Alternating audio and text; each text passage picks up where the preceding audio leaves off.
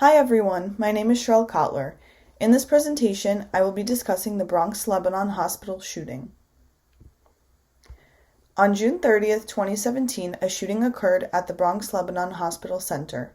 The shooter was Dr. Henry Bello, a former employee of the hospital of 6 months.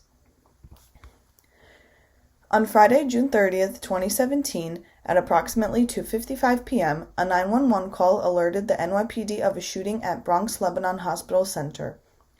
Dr. Henry Bello, who is 45 years old, entered Bronx Lebanon Hospital Center with an AR-15 rifle while wearing a lab coat and proceeded to kill a doctor and injure 6 other people, 5 of whom were seriously injured, before pouring liquid on the floor and himself in an attempt to set himself on fire. Dr. Henry Bello continued to shoot himself in the head. It is believed that Dr. Henry Bello sneaked in the AR-15 rifle underneath his lab coat. Dr. Bello was on the 16th and 17th floors of the hospital when the shooting began. At 12:46 p.m. on Friday, 2 hours prior to the shooting at Bronx Lebanon Hospital, Dr. Bello had sent an email to the Daily News blaming the hospital for ruining his dreams of furthering his career. In this email, Dr. Bello blamed 2 doctors by name for ruining the road to obtaining licensure to practice medicine. Dr. Bello had worked for Bronx Lebanon Hospital for 6 months prior to quitting after accusations of sexual harassment came to light.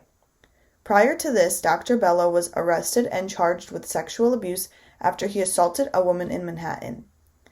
Bello was arrested and charged with sexual abuse and unlawful imprisonment in 2004. Dr. Bello had pleaded guilty to these charges. The hospital was not aware of Dr. Bello's criminal background when he was hired. Bello was fingerprinted and given a customary background check prior to being hired, and there were no records of any convictions on the report. Bronx Lebanon Hospital Center is Bronx's largest hospital, which has 1.1 million patient visits and over 140,000 emergency room visits per year. Of the 6 individuals wounded in the shooting, 2, 33%, had been transferred to Mount Sinai and remained in critical but stable condition. The other 4 injured individuals, 66.6%, remained at the Bronx Lebanon Hospital Center, where they were in stable condition. A total of 7 individuals were harmed on the scene, and one of the individuals, 14%, was pronounced dead. Bronx Lebanon Hospital Center has a total of 546 beds. There were no official reports made that day how many beds were occupied on the day of the shooting or how many patients the hospital had on this day. In addition to this, there are no reports on how many visitors or staff were in the hospital on the day of the shooting. Morbidity and mortality rates of this incident were fairly low.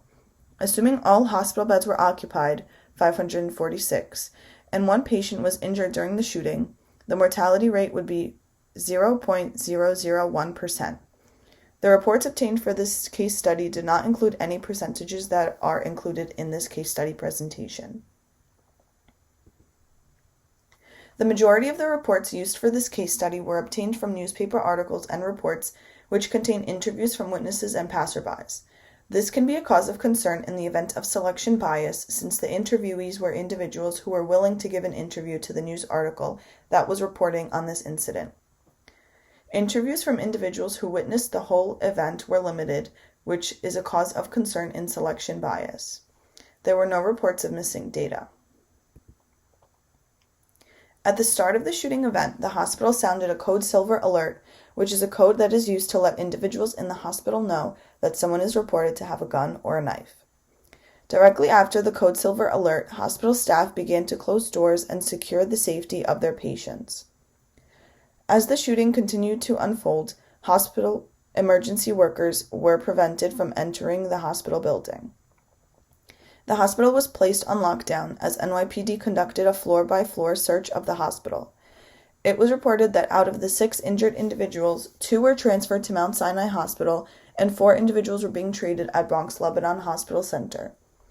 Floors 16 and 17 of Bronx Lebanon Hospital Center, where the shooting had occurred, were closed, and these floors had to be renovated. Reports had stated that the Bronx Lebanon Hospital Center will create changes to security measures in an attempt to make sure an event such as this will not happen again. The hospital will install turnstiles and badge verification lanes at entrances, and visitors will receive stickers that will track how long they have been in the hospital. The event had been managed by hospital staff to the best of their ability, but more security measures and risk management protocol needs to be created in order to ensure that an event of this degree will not happen again, as well as to ensure the safety of patients and staff members in the event that a shooting will occur again. Code Silver was called, and it can be assumed that this instilled panic and fear into patients. More security measures should be implemented at Bronx Lebanon Hospital Center. There were no reports on how or why Dr. Bellows still had his hospital coat, but for the future, all hospital attire should be seized at termination of employees. Metal detectors and ID verification should continue to be installed at Bronx Lebanon Hospital, as well as other New York City hospitals as a security measure. Staff and visitors both should be required to use these security measures in order to have the highest security and safety possible. Many reports and news articles had been reporting on the shooting from the time of the shooting to a few days later.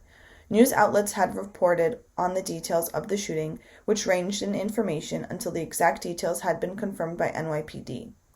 There had been a lack of news reports on the security measures that Bronx Lebanon Hospital will take to ensure the safety of its staff and patients. The only reports found on safety measures taken were hypothetical and not definitive. In conclusion, Bronx Lebanon Hospital staff were not well equipped to handle an active shooter event. Active shooter drills need to be implemented into hospital risk management protocols in order for staff to be prepared in the event of an incident such as this occurring again. Although the casualties in this event were minimal, 7 victims, 1 death, it is unacceptable for an active shooting event to occur in a hospital where patients come to be cured.